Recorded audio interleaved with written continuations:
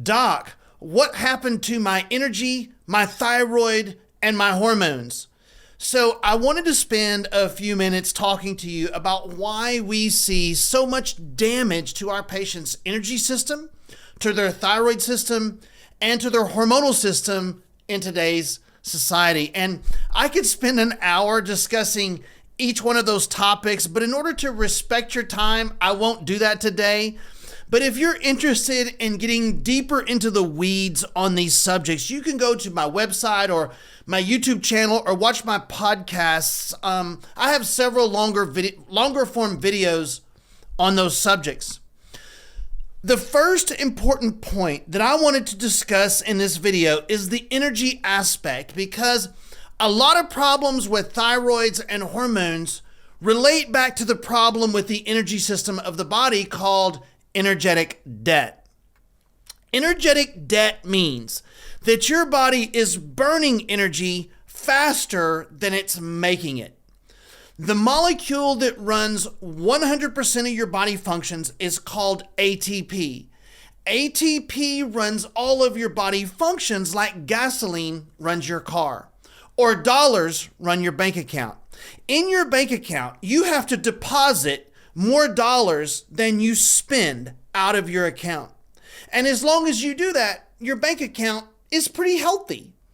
But when you start spending more than you're depositing, your account is now in debt. And this is exactly what's happening to the energy system in the human body in the year 2022. We are burning through our ATP energy faster than our body can take it in and make it. Most people are running very short of the ability for their body to balance its energy system. So if your bank account is in debt and it's time to pay bills, you'll likely prioritize the most important bills to pay. So you're going to pay the rent. The cable TV may have to wait because cable's not really essential. Well, for me it is, but most people it's not essential. You're going to pay your electric bill and you might skip Starbucks. Your body will do the exact same thing under energetic debt. Your body will pick keeping you alive over making you thrive every time. We're designed to survive hard times no matter what. So your body will pick and choose. Your body will pick what it has to prioritize giving energy to in times of energetic debt. So your body will do this. Heart, give that some energy. Digestion, we can go days without absorbing food. That's going to have to wait. I can't make digestive enzymes and proper colon function right now. Lungs, give that some energy. That's important. Hormones, skip that. Can't afford reproduction. It's not going to happen this month. Brain, that's an expensive bill to pay. Pay that halfway. Enough to keep you alive, but not run great. We can't do that. You may have brain fog, but at least we will be alive. So pay the brain halfway. Libido, no way. Not life essential. That's definitely not going to happen. Your body will literally have to skip non-life essential functions thinking that the energy system will improve and you will get caught up on those unpaid bills. But that day never comes. This is called energetic debt, and it is being researched by some of the finest research institutions on the planet. Johns Hopkins is looking at this. Harvard has tons of data on this energetic debt. Mount Sinai Hospital in New York, all of which are studying energetic debt and how it's actually the cause of many of today's problems. Now, why is this happening? Because our bodies are dealing with more than ever before in the history of the human body. We have the most chemicals going into our body than ever before in the history of humans. We have the worst sleep than ever. We have the worst food with low nutritional value than we've ever had. We have more stress and a fast-paced lifestyle than we've ever had. We have more hidden infections in our body that have become resistant to antibiotics than we've ever had. We have the most drug interactions in our body from all the mix of drugs than we've ever had. Our bodies are overwhelmed, period. It's like when you go to check the mailbox and you're expecting your paycheck to be in there, but instead you have a 2-inch thick stack of bills and no paycheck. So you go out the next day, you open the mailbox hoping your paycheck is there, and boom, 2 more inches of bills, no paycheck. And this keeps happening for years. Your bank account would be in serious trouble.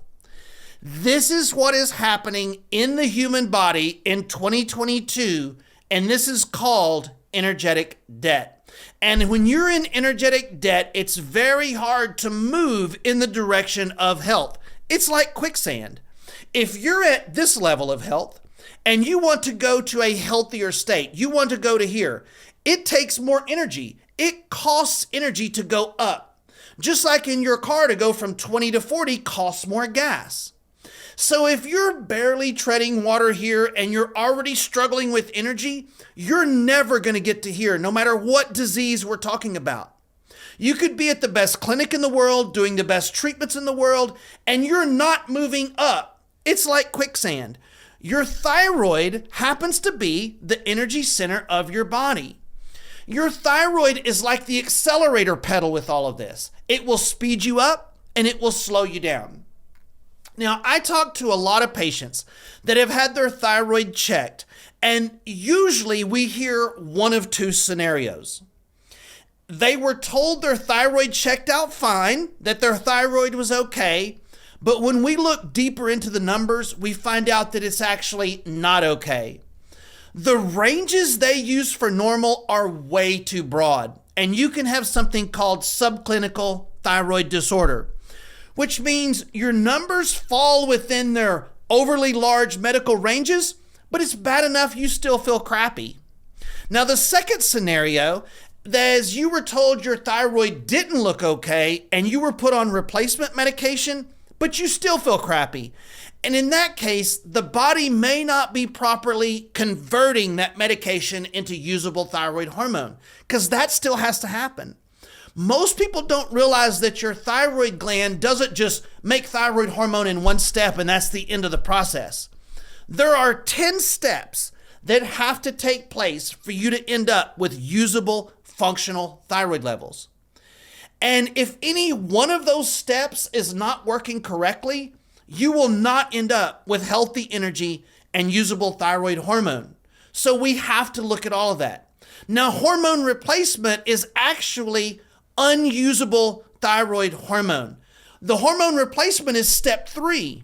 Your body still has to convert that medication into step 7 for you to end up with usable energy that you're supposed to have with healthy thyroid. So we have to check every step in this process. The conversion might not be working correctly.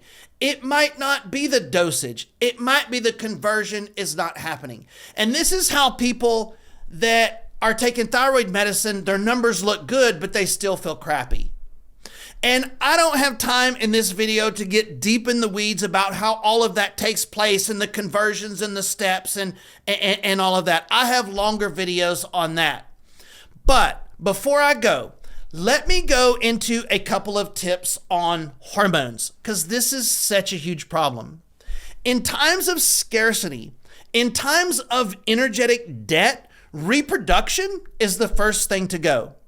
I always compare this to deer population because I'm a big deer guy. I would never compare our beautiful southern Louisiana ladies to any other mammal species, so please forgive me. But if you study deer populations, in times of stress, when things are tough on them, the herd is stressed for some reason, food is scarce, predators are high, the human population is encroaching on their area. When there is stress, when the stress hormones go up, reproduction goes down. The deer won't have fawns that year. They won't reproduce. And this is true in almost all species, including humans.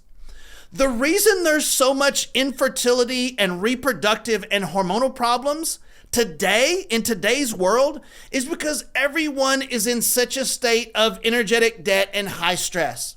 Period. All stop. That is the number one reason. Patients forget that hormones like estrogen, progesterone, and all the other reproductive hormones are for having babies. Those hormones change for reproduction. And if your body is in a time of stress and energetic debt and scarcity and toxicity, your body will instinctively shut down hormone production and reproduction until times are better suited for having babies. But are times getting better? Are we more or less stressed over time? Are we getting more or less toxic? Are we making better energy or less energy? Are we more calm and relaxed, or are we more anxious? All of this causes more hormonal damage and worse reproduction and more energetic debt. And all of this has to be restored and repaired in order for the body to get back into normal, happy, calm, hormonally healthy state. And it's almost never looked at. And by the way, this is true for the man as well, not just the woman.